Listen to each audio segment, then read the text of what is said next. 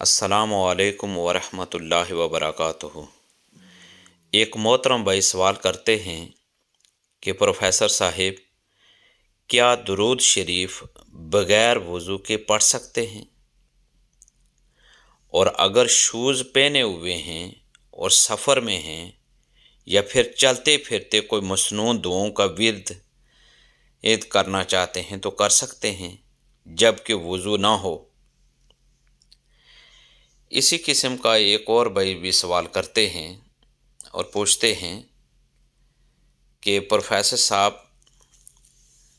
رات کو یا صبح یا دوپہر میں کبھی جب بندہ نیند یا تھکاوٹ کی بنا پر لیٹ جائے اور کمرے میں والد وغیرہ بھی لیٹے ہوئے ہوں اور بندہ کی ریح خارج ہوتی رہتی ہے، تو کیا ایسی صورت میں بندہ ذکر و اذکار کر سکتا ہے؟ اگر اسی حالت میں بندہ ذکر و اذکار یا درود شریف وغیرہ پڑھے تو کیا گناہ ملے گا؟ دیکھیے، بھائیوں نے بہت ہی اچھے سوالات پوچھے ہیں۔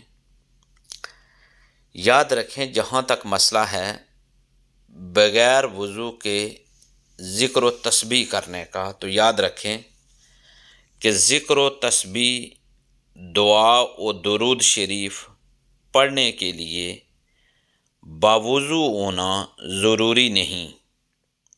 اس لیے بغیر وضو چلتے پھرتے بھی آپ ذکر و تسبیح، دعا اور درود شریف آپ پڑھ سکتے ہیں۔ یہ اعمال کرنا جائز اور درست ہے۔ اور جہاں تک بھائی نے پوچھا ہے کہ بغیر وضو کے بھی ہم ذکر و اذکار ہم کرنا چاہتے ہیں، درود شریف پڑھنا چاہتے ہیں، تو شرعاً یاد رکھیں کہ اس میں کوئی حرج نہیں ہے۔ آپ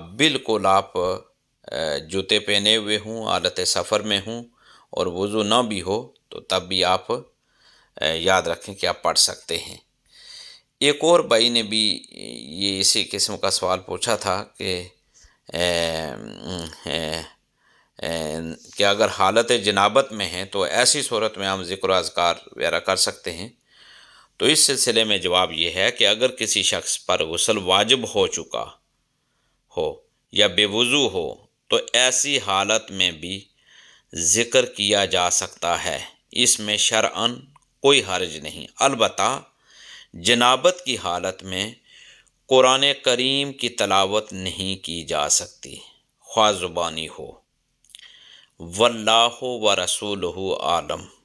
اللہ تبارک و تعالیٰ ہمیں زیادہ سے زیادہ علم دین سیکھنے، سمجھنے اور اس پر عمل پیرا ہونے کی توفیق اور ہمت عطا فرما۔ دین کی بات پھیلانا صدقہ جاریہ ہے۔ ثواب کی نیت سے ویڈیو کو شیئر ضرور کیجیے۔ جزاک اللہ۔